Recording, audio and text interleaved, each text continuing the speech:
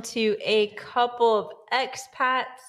I am Gabriella and this is John, and we are a couple and a couple of expats originally from the US living in the Netherlands. We are now on episode 3. Can you believe that it's already been episode 3? Wow, very exciting. Yeah, so exciting. So today we have questions and answers that you guys asked. So we're going to go through all of the questions you guys have submitted. We touched on a little bit in last week's episode, but we realized we were running short on time and didn't get to answer them. But there were so many questions coming in, we decided let's make a whole episode about it. And hopefully it will turn into something cool. So to start off, before we jump into questions, let's just do a nice weekly catch up. Let's start with our trip to Dubai. So this past week, we went to Dubai. John had been there a couple times before. It was my first time, but go ahead and share your thoughts on our trip to Dubai, John. Yeah, I think it was really good. I think the weather was a bit under the radar, unfortunately. The radar. What do you mean? Well, I just mean like it was not as warm as I anticipated it to be there. It was actually by the pool. I thought it was actually quite cold.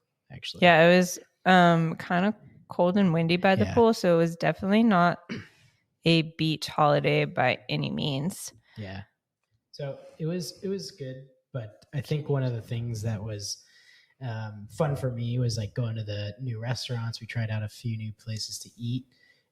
We watched this show on Netflix called Somebody Feed Phil.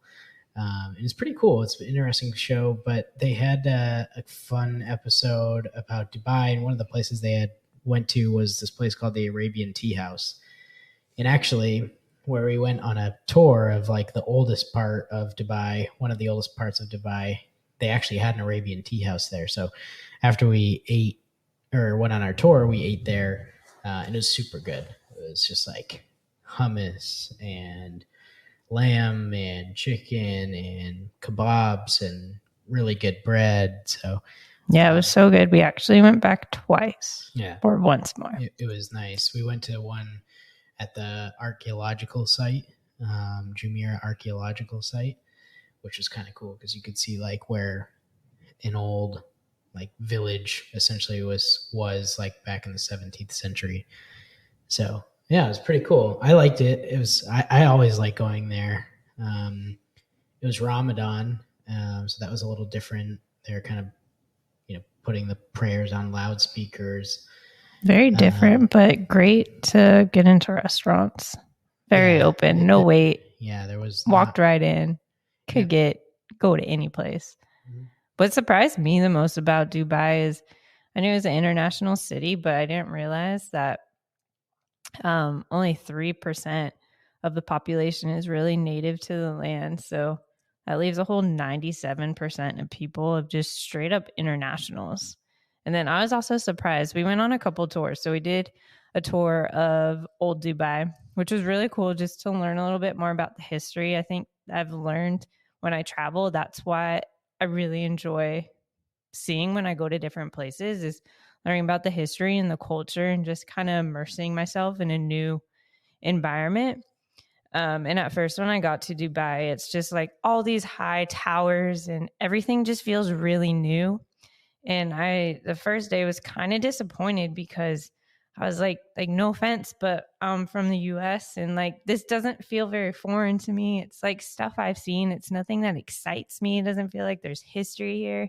But then we got into Old Dubai, in the Souk. That's what it's called. Gold Souk.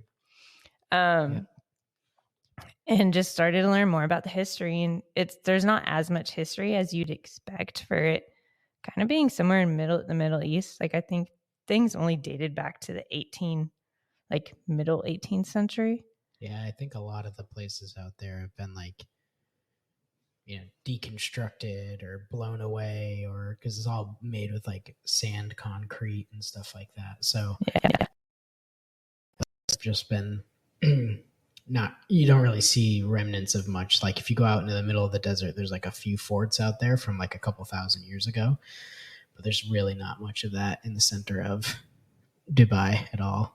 Yeah, but then we also went on a desert safari, I think they might have even called it, or desert tour at night with a company called Platinum Heritage. We are no way endorsed by them whatsoever, but major credit to them because it was a really well organized tour. I 100% recommend if you go to Dubai and do any tours. We did our research a little bit through one YouTube video that was really helpful. I don't remember the name of it, so I can't give credit to the person of the video, but they had rated like 3 different companies, and this one was the highest rated.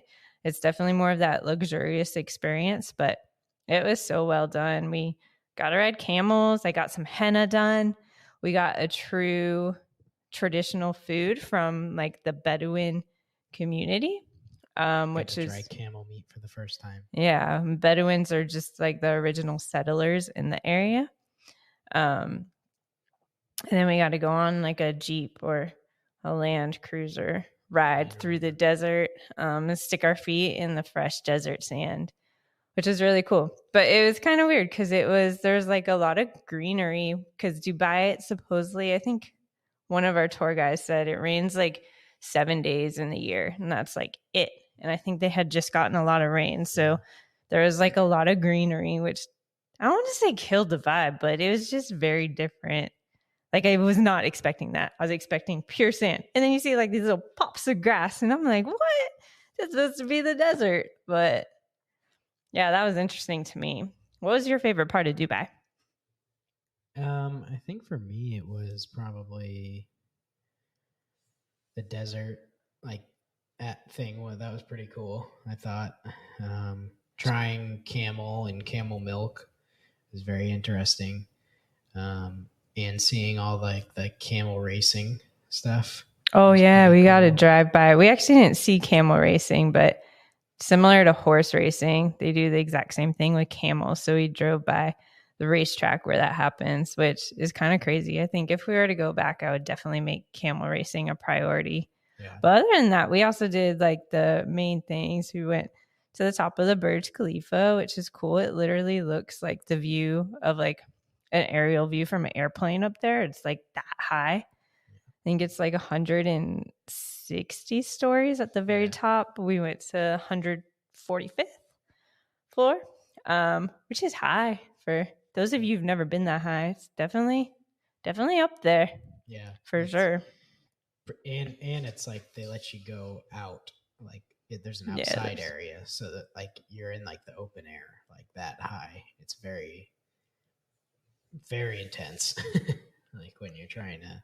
It's cool though. I definitely like put myself on the ledge and try to take selfies, which wasn't allowed, but everybody was doing it, so I just followed the crowd. But yeah, Dubai was cool. I enjoyed it. For me, it was a cool place to do like once. I don't see myself actively trying to go there again unless it's like a layover. But I'm always grateful to see new parts of the world and try and like experience new places. So it was fun for me. A lot of it was very interesting because it was the first time since the war broke out in Ukraine that I had actually seen Ukrainian, or not Ukrainian, but Russian planes, which is super interesting. Yeah, because you really can't fly into Russia or the Ukraine, so well, obviously not the Ukraine, but yeah, that was definitely eye-opening. Yep. All right, should we jump into the questions? Yes. All right, so we got a list of questions from you guys. We answered like 3, I think, on our last episode. So I left one in here just because it was a good one, and I just want to kind of reiterate it. So we'll go through, answer all of them, try to make it into a conversation. To be honest with you guys, when we came up with the podcast and we're just brainstorming ideas for episodes, a lot of the questions you asked are topics we already had in mind. So we'll probably do episodes specifically on like 1 or 2 questions that will go way in depth into the topic, but we will try to give it our all. So let's start with our first question, which we did answer in the last episode, but we based it all on food. So we're going to get a little bit more in touch with ourselves and try to branch out beyond food. It's clear we love food, but we just ate dinner. So, you know, maybe food's a little less on our mind. We got full stomachs right now. All right. So first question, I'm going to throw it to you, John. You're going to give me answer, and then I'll come back and give my answer. So we got a 2-part question. What do you miss most in the U.S.? And then what do you find unique to the Netherlands that you can't find in the U.S.? I think for me, the thing I miss the most in the U.S. is like, I mean, this is just kind of circumstantial, but a car and just getting on a highway. I think over here, you can definitely have a car, but it's really difficult to get around. Like if you're trying to get in the center of Amsterdam, there's literally like one artery that lets you in, and it's just like a huge traffic line on a Saturday to try to get you in. So I miss that, like cars and stuff like that. I think I just miss like the differences of like cities. Like I think you get a lot of that here, but like going from like Atlanta and trying their food out to like going to California and trying their food out, and then going to Boston and trying that food out. It's all American food, but it's different types of American food, and you can't just find good American food here. I was about to jump down your throat there because I was like, you know, we like have Dutch food, and then you go over a little bit, and then you get French food. And I was like, what? Those are two cool, totally different cuisines. But I get what you're saying. There is one place in Prague, and this lady, I think she was a chef in Florida, Louisiana, and Texas, I think. But she's from Czech Republic. It's called Big Smokers. You ever go to Prague, go to Big Smokers. This is probably some of the best brisket I've had in the world. And I used to eat a ton of it in Texas. And it is really, really good. Really good. We literally just said that we would not share food comments with you guys, and here you are just jumping right back into food. But I mean, credit to Big Smokers. It is really good. Yeah, I'm from Texas. I really didn't start eating barbecue till I was an adult. But yeah, so good. 100% would recommend going to Big Smokers. That's kind of like one of the things I miss the most is like one, being able to just get on a car and you can just drive for days. You can do that here. It's just not as easy. And then the food. The thing I find unique to the Netherlands that I can't find in the US is I think the culture around like drinking maybe is very interesting, or just like so life. Different. Like, so today was a pretty nice day, and literally people will just like first day of spring. It was a nice day. It is a beautiful day. Let's just back it up, because in the Netherlands in the winter, it is dark and rainy and cold.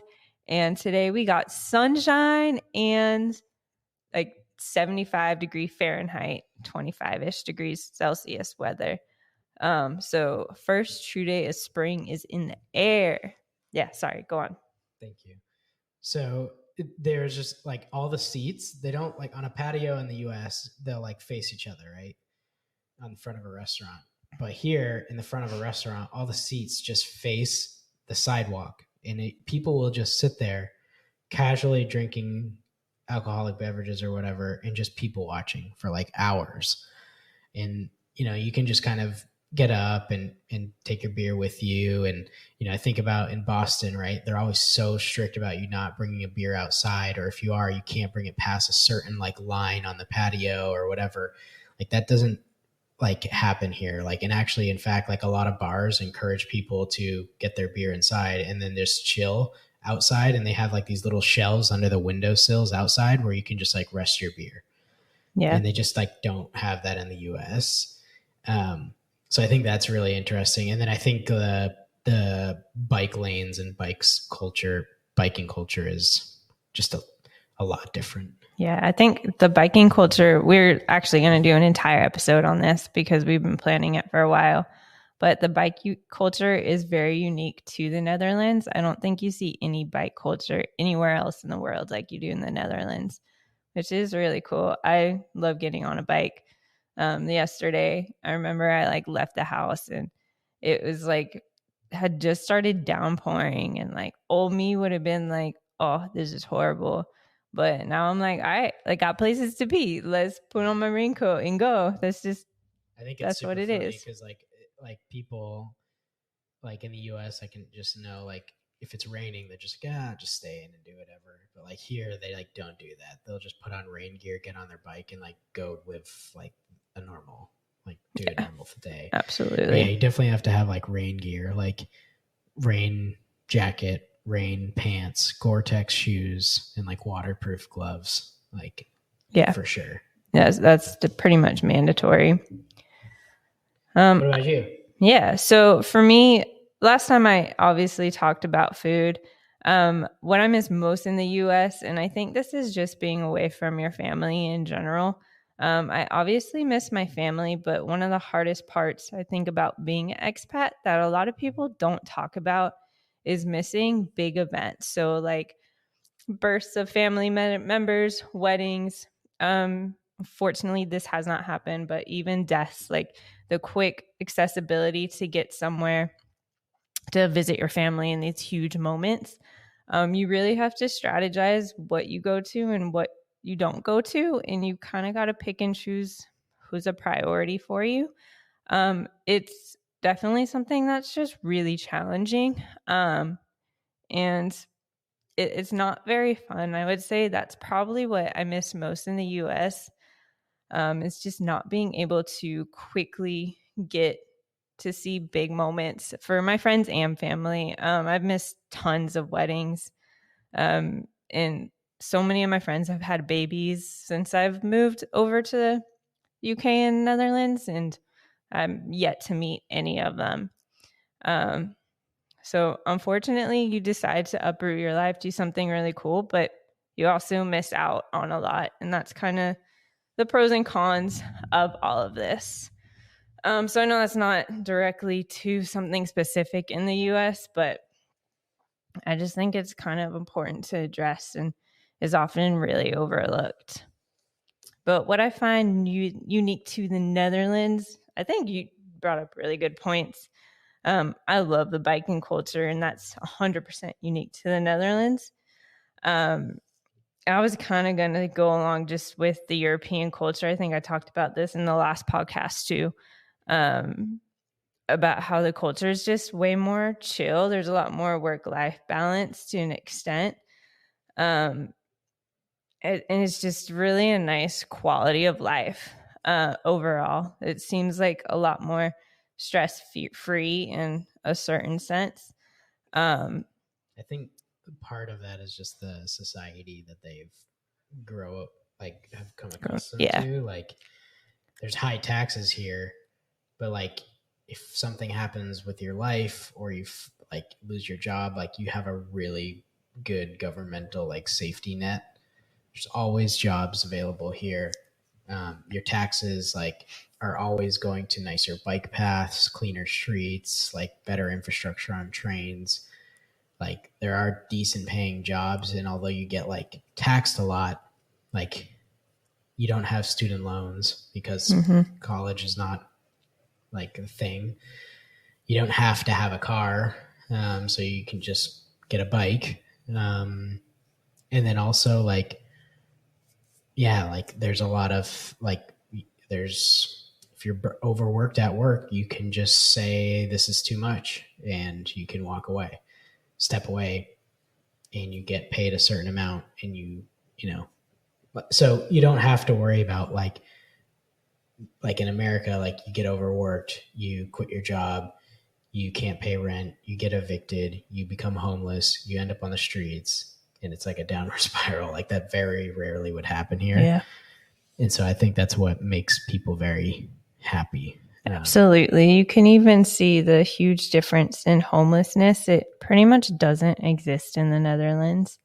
Like every now and then you'll come across a random person who appears homeless. To be honest, they might not even be, but it's so rare and so on occasion. And it's just really kind of nice and wholesome to live in a city that's just kind of so well put together and so clean and taken care of. Yeah. It definitely just makes a difference in every aspect of your life. Yeah. I think also, so things are super interesting. We actually saw this in Dubai too, but like I've seen this multiple times where like a car will take a turn, but like go over a bike lane and like hit a biker. They'll like yell at each other.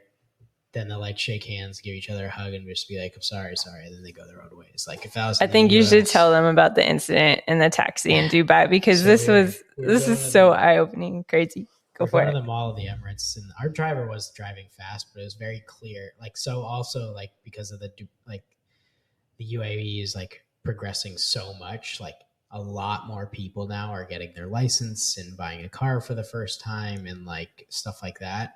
It's very clear that this guy was like, he was on the divider of like an exit and a highway, and he was on the divider. Like, so then he was like trying to go into our lane, and we like almost like our taxi driver had to swerve, and he slows down and he keeps like looking back in the mirror. I was like, oh boy, this is going to be a confrontation.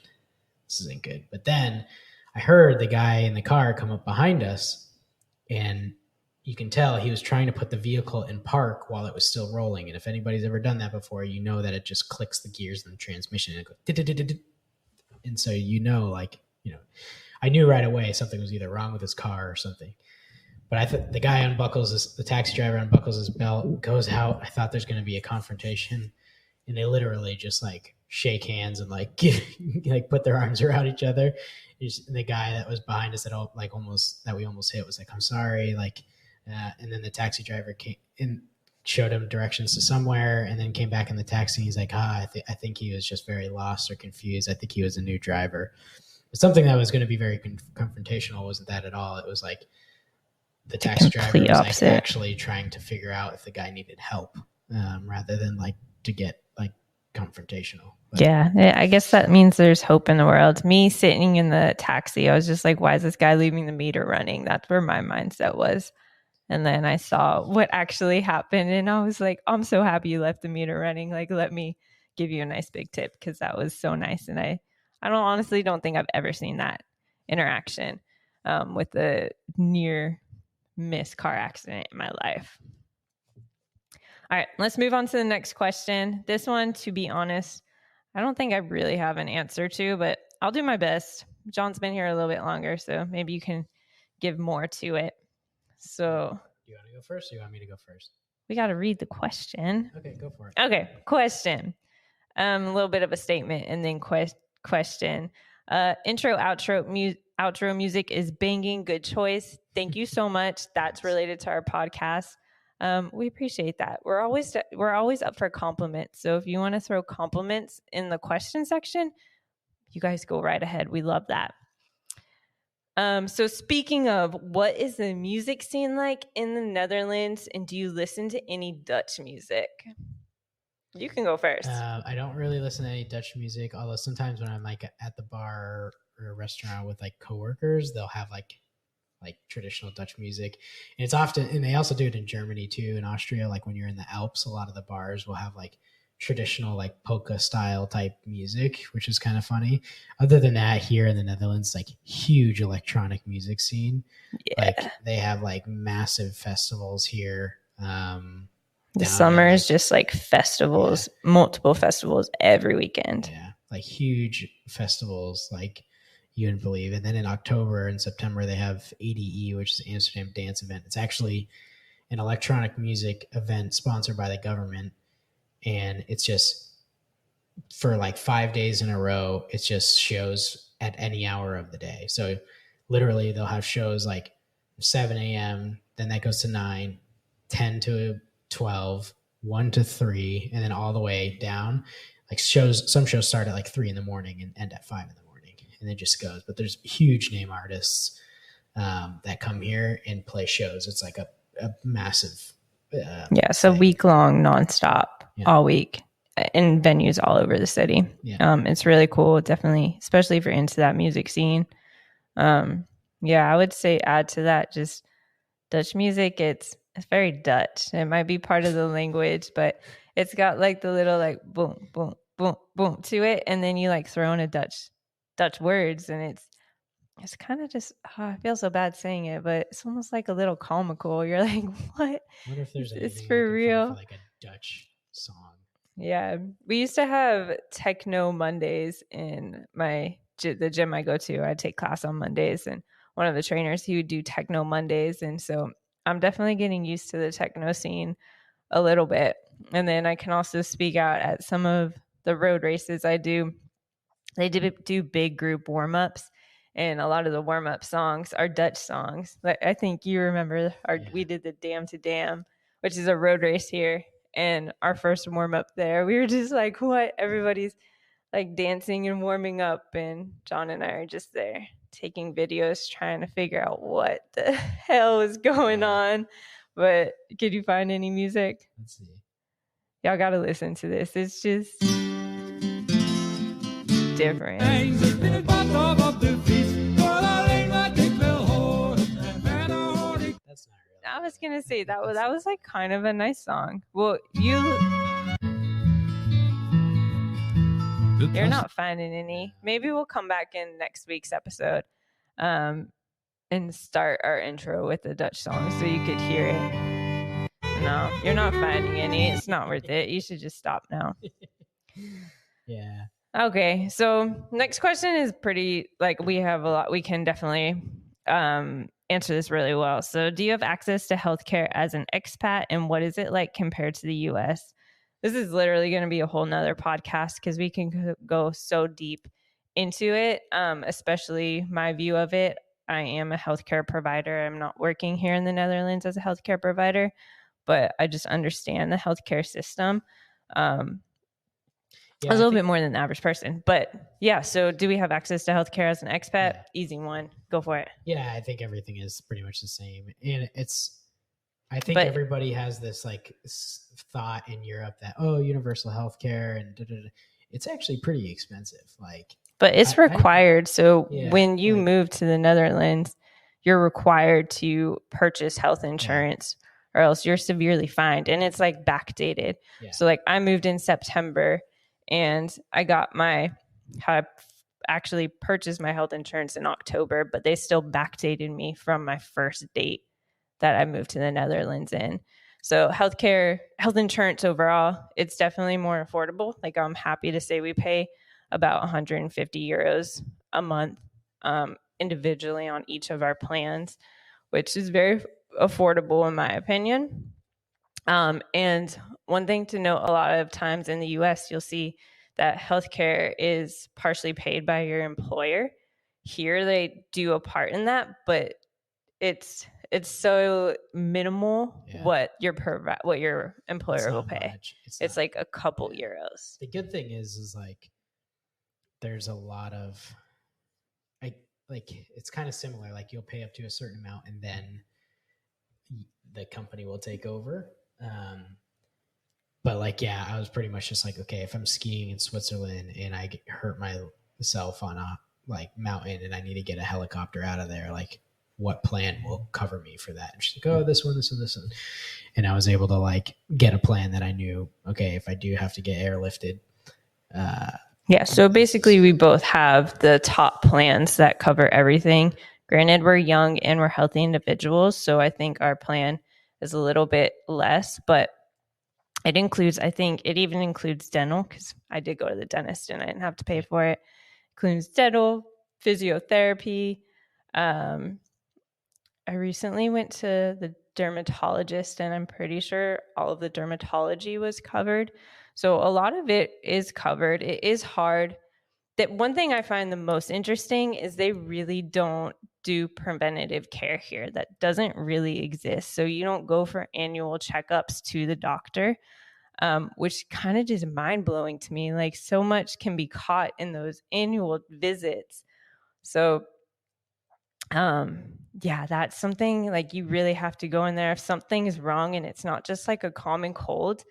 Like I don't know how people do it if they really don't have the background and understand, hey, something's really wrong with me, because you got to go in there and advocate and push for it, because your visits with the general practitioner or PCP as it would be in the US, they're like even shorter here, I feel like, than it would be in the US. Like it is so dry, bare minimum. Like I pretty much know when I go each time.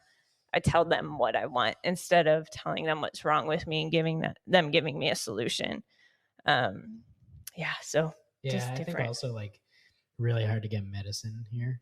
Which is another thing. Like if you're trying high to get high dosage. NyQuil doesn't like occur, and like if you want to get anything for like a cold, they like try to interview you, like even if it's over the counter. They're like, "Are you going to be driving a car? What are you doing over the next 12 hours?" Like it's very eye opening.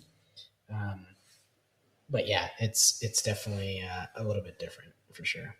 Yeah. Also, in one of my experiences, so we went to the Philippines a couple months ago, and we went with John's family in the U.S., and they wanted to get a typhoid shot, and there was something else, but I can't remember. Malaria pills. So I tried to do that. I went to the travel clinic here to try to get a typhoid shot. And so you have to go through the whole process of just telling them what country you're visiting. And then they determine what shots you need. And so when I went in and told them, I guess it's not as universal as I thought, because their list of shots you need for the Philippines was completely different from anything in the US. And it was a very stressful moment, because I'm like, everyone in the US told me I needed this typhoid and malaria, and this isn't even on their radar. So I actually did not have, everyone was super nice and they helped me and we got through it, but it was super not an enjoyable experience at the time. Very stress ridden, but there's definitely so many differences, and I could even compare it to the UK myself. I think that's a long answer to a question. And I love talking about healthcare. So I think I'm going to cut it off here and dive into a whole episode on this. Yeah, we'll do that. Yeah. Cool. What's the next question? What are some new hobbies you've picked up or want to pick up while being in Amsterdam? This one's easy. A new one. Go for it. Fresh out of this one. Haven't even started. But yes. Which is very fitting for the Netherlands. A lot of spandex shopping.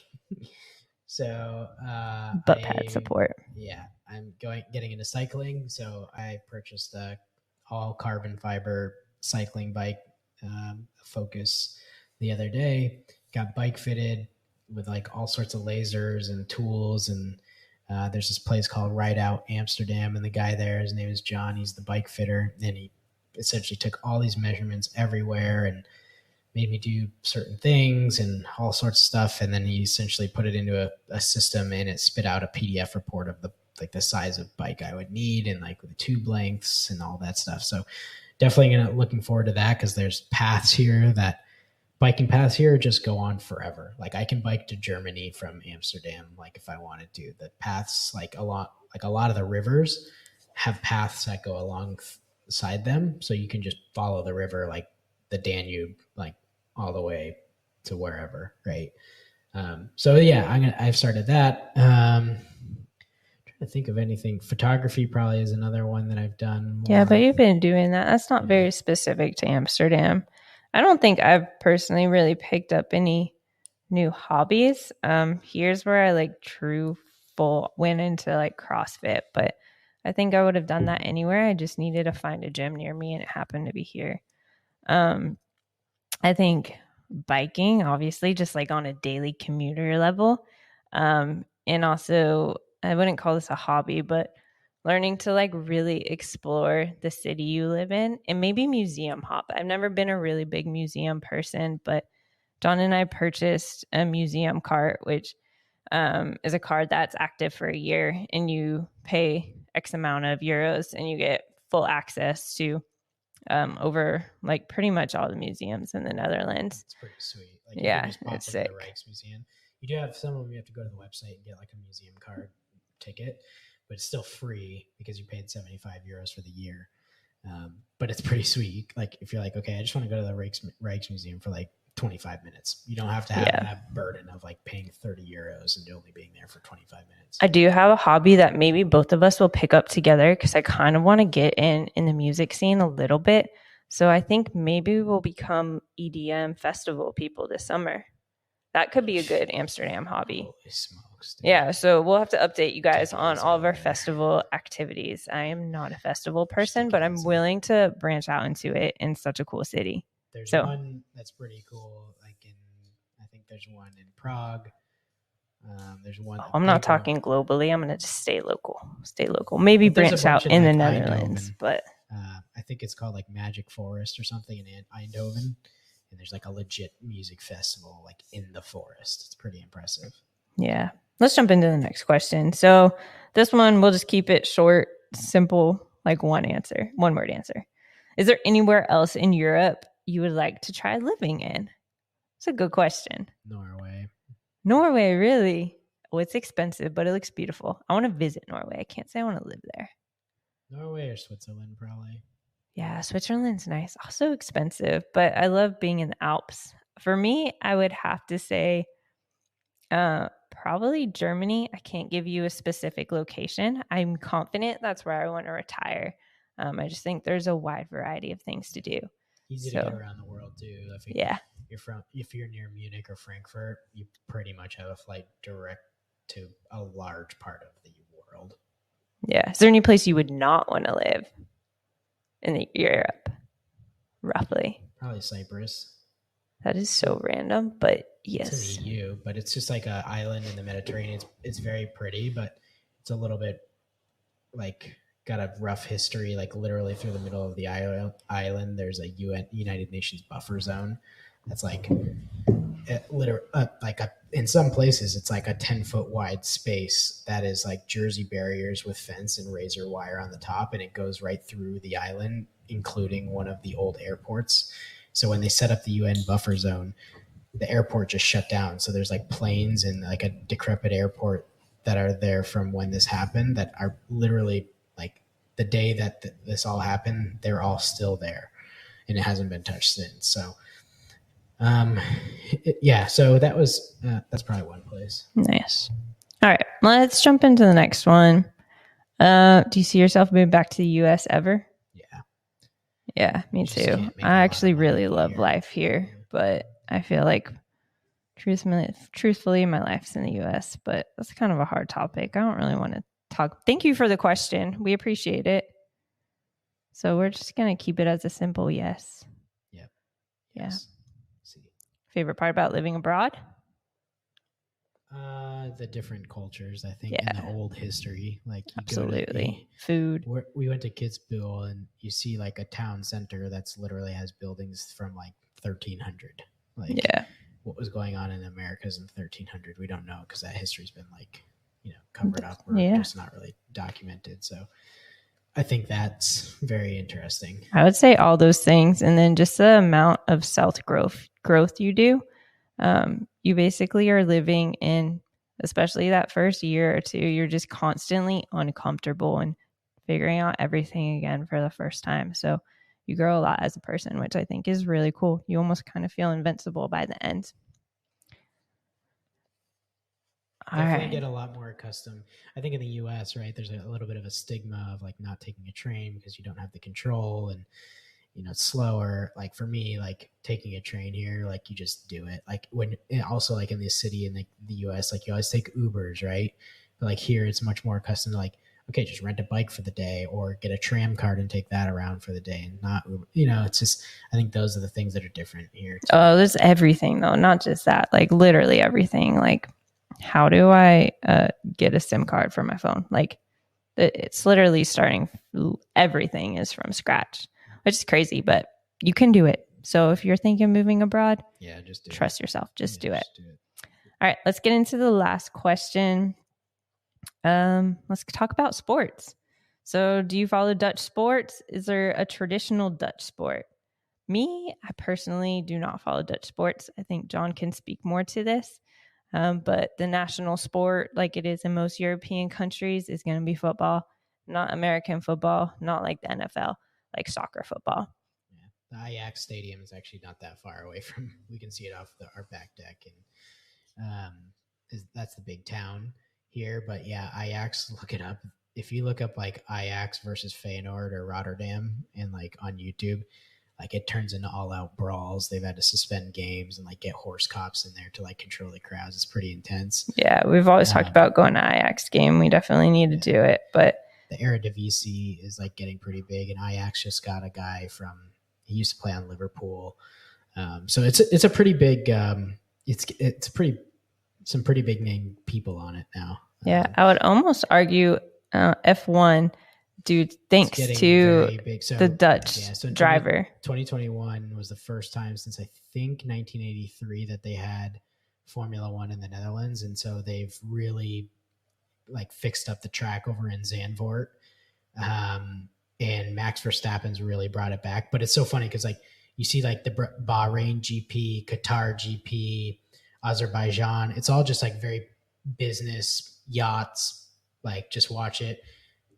You go to the Dutch F1 and it's a party, and it's not just like any party. Like they actually make it affordable so that like families can bring their kids and stuff like that. Whereas like you go to the Bahrain GP and it's like sheiks and businessmen and all those guys making deals. Like it's literally a party, like all weekend long. They cut off the entire town from vehicles. So unless it's like team vehicles, so you have to either take a bike in or walk or take a train. But that's getting huge. Max Verstappen really brought it back. Yeah. This has nothing to do with F1, but with the Olympics coming up this summer in Paris, I guess you guys could be on the lookout to see where the people from the Netherlands excel.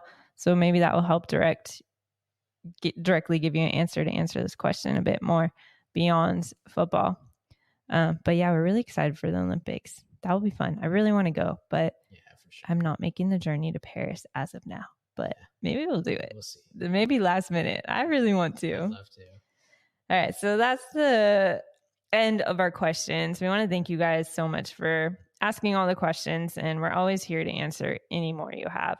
So please send them our way. We'll answer them to the best of our ability. If you didn't like our answer or want to hear more from us, let us know, and we'll do it again in the next episode. So let's move on to the snack of the week. Guest starring snack of the week. Yes, so we got a very special. Should we do a little drum roll? Yes. From snack of the week from Dubai. So as you guys may know, or you may not know, dates are very local to, I think they got it. John's just showing them the whole packaging. Sorry about that. I think that's okay. Why don't we just explain it? Because the majority of our listeners don't even watch this video. So dates are very local to Dubai, as well as camels. The fruit. Dates, yes, the fruit. And with Ramadan having occurred in Dubai while we were there, it is something which we actually learned a lot about. It's very interesting to learn about another culture and religion. So to break their fast during Ramadan, they first break it with a date. And I believe there is another food. I can't recall what it is. But yeah, it's primarily a date because I think it's just easy on the stomach. So if you haven't eaten for a while, it's really easy and digestible. So we have a date with an almond or pistachio. It's mixed inside, and then covered in chocolate with camel's milk. So we've had camel milk before. We haven't had chocolate camel milk. So let's give it a go. You ready? Yeah, so sorry for the crinkling. So it's like a multi-layered thing. So first is the chocolate, then is the date, and then inside the date is a pistachio. Damn, this thing's hard to open. All right. This one has pistachio and almonds. No, it's one or the other. Ready? No, look it. Okay, go on. Let's go. It's really Cheers. Good. I like it. You're not supposed to have eaten it yet. I already ate it. Okay. Yeah, I'm going to be real. I'm not a fan of this chocolate-covered camel milk. No. It's not my favorite. I love the dates. We got a whole jar of dates covered in chocolate, and I ate them. We were only in Dubai for 4 days. I ate them before we left Dubai. So dates and chocolate, sign me up, but give me cow's milk. Camel milk is throwing me for a new one. I can't really describe it, but I actually really don't like that one. So sorry to More camel. For me then, I guess. More for you. I think these things are great. Yeah. Anyways. All right. Dutch phrase of the week. You got yours? I have one, and I actually have one for today. Because Wait, in case we got new followers, so every week we do Dutch phrase of the week. I give a word from the Dutch language. John gives a word from the Dutch language. Go. What's your word? I went to the watch shop today to get a new wristband, and the guy when I was leaving, said "Fine dog," which means "have a good day." Oh, so it's "Fine," which is Fijne, I think, and then space "Dag," which is DAG, day, fine day, have a good day. Fine dog. Ooh, I like that one. That's a really good one. All right. Well, mine sucks in comparison to that. Mine is just how to say Dutch in Dutch. I know that's confusing, but the word Dutch is not Dutch in Dutch. It's actually Netherlands. So usually if you're speaking to someone, they ask you Netherlands or English, but I'm not going to give you English because I think I'm going to say Netherlands. Netherlands. Yeah. So a little fun fact for you guys. Mm-hmm. Well, thank you again for listening. Coming back for episode 3. We hope we kept this one interesting. We got all your questions answered. And we hope you guys will come back for episode 4. If you guys have any questions or want to view us, you can find us on Instagram at a couple of expats _podcasts. You can find us on our YouTube channel. And you can reach us through either platform. So thank you guys again for following and listening, and we will see you again in a couple of weeks for episode 4. Nice job, Johnny.